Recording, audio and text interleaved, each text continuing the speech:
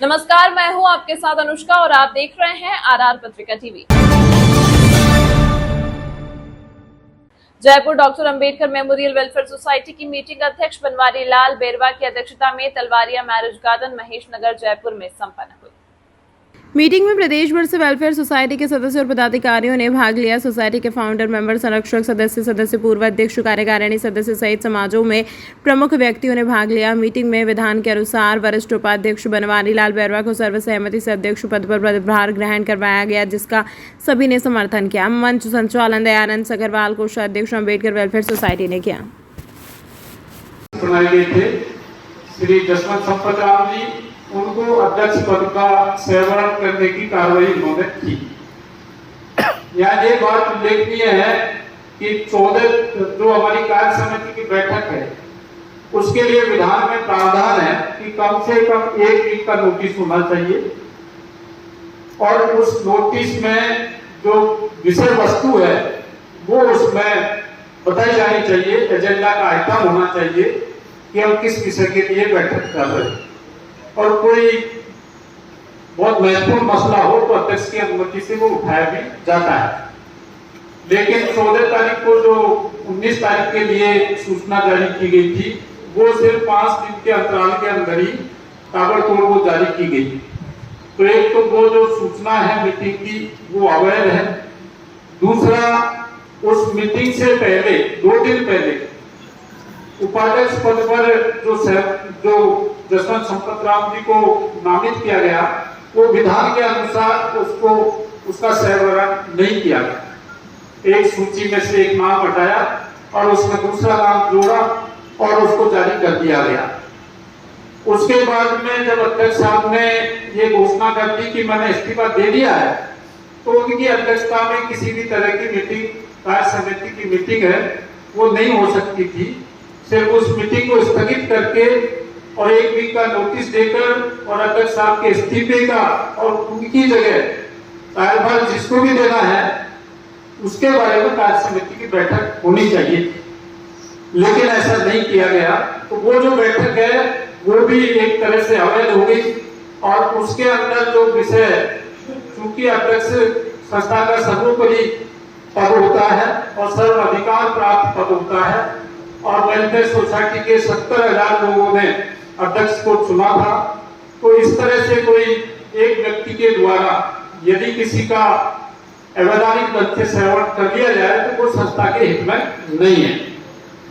दूसरा, जो 19 तारीख को बैठक बुलाई गई थी उस बैठक के नोटिफिकेशन निकलने से पहले ही, नोटिस निकलने से पहले ही मैं वरिष्ठ उपाध्यक्ष के पद पर था और हमारे दयानंद सगरवाल साहब हैं वो कोषाध्यक्ष पद पे थे। दोनों चुने हुए पद थे, इसलिए जब 4 में से जब 2 लोग चुने हुए नहीं हो और एक पदाधिकारी ने इस्तीफा दे दिया हो तो महासचिव के द्वारा मीटिंग का आयोजन करना, उस मीटिंग में अध्यक्ष पद पर सेवारत करना, ये बिल्कुल अवैधानिक प्रतीत हुआ हमें।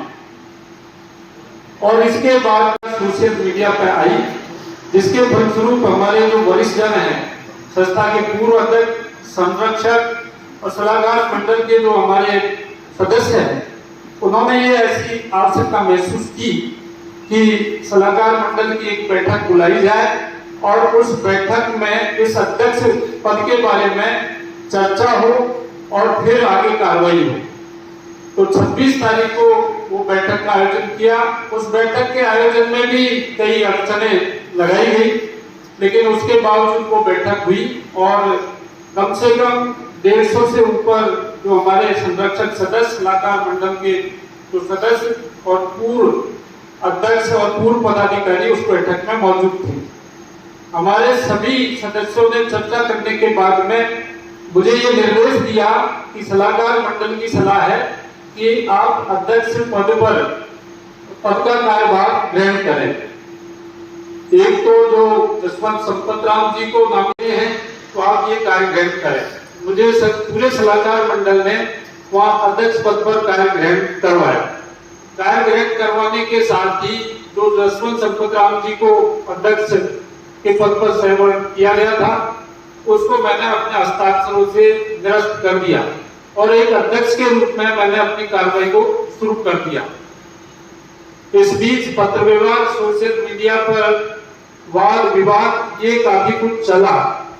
प्रदेश जो सलाहकार मंडल है उसने मुझे ये भी निर्देश दिया था कि आप शीघ्र से शीघ्र प्रदेश कार्यकारिणी की बैठक बुलाएं और वो सलाहकार मंडल में जैसी की चर्चा हुई उसमें ये निष्कर्ष निकाला गया था कि जब कार्य समिति खुद ही विवादास्पद हो, जो पूरे 1.5 साल के अंदर 4 बार बदल गई हो और जिस कार्य समिति में 4 में से 2 पदाधिकारी नहीं हो और 1 पदाधिकारी किए हुए निर्णय की समीक्षा करने के लिए और फर्दर जो निर्णय लेने के लिए प्रदेश कार्यकारिणी सक्षम है। और प्रदेश कार्यकारिणी में विधान के अनुसार जो हमारे 58 कार्य समिति के सदस्य, संरक्षक सदस्य, सभी जिलों के अध्यक्ष और संभागीय सचिव और विशेष आमंत्रित सदस्य जो हैं वो प्रदेश कार्यकारिणी के सदस्य होते हैं। हमने सलाहकार मंडल की सलाह के अनुसार आज ये प्रदेश कार्यकारिणी की बैठक को यहाँ आयोजित किया है और आप सबको इसमें आमंत्रित किया है।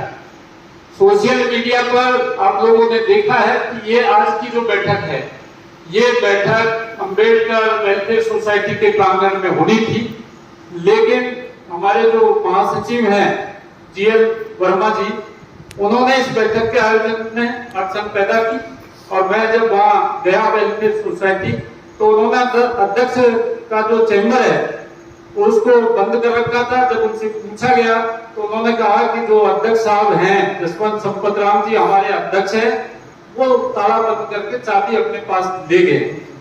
मैंने इस बारे में जसवंत संपत राम जी को भी एक पत्र लिखा और उनसे निवेदन किया कि आप अध्यक्ष के चैम्बर की चाबी जो ले गए हैं वो गलत है, अवैधानिक है, आप इस चाबी को लौटा दें। लेकिन उन्होंने चाबी नहीं लौटाई, बल्कि इसके विपरीत जो पुलिस के अंदर उन्होंने कंप्लेंट की और कल हमको यहाँ पर शांति भंग का एक नोटिस भी हमारे बहुत वरिष्ठ लोगों को जो सीनियर कार्यकर्ता हैं उनको शांति भंग करने का एक नोटिस भी दिलवाया गया। तो इस तरह की जो गतिविधि सोसाइटी के अंदर जो जान भी चली जाएगी तो चली जाए, कोई बात नहीं, पर अगर इस तरीके से जो बातें हमें दबा रही थी, हमारे समाज को कुचल रही थी, आज हमारे समाज के लोग अगर हमको कुचलेंगे तो इससे बुरा दिन हमारे लिए कोई नहीं आएगा। जो सत्ता का दुरुपयोग कर रहे हैं, लेकिन वो कान ढूंढ के सुन में सत्ता के दुरुपयोग करने वाले कि वो सर्वोपरि ताकत नहीं है। तो मन से अब मैं तमाम महत्वपूर्ण खबरों के लिए देखते रहिए RR पत्रिका TV।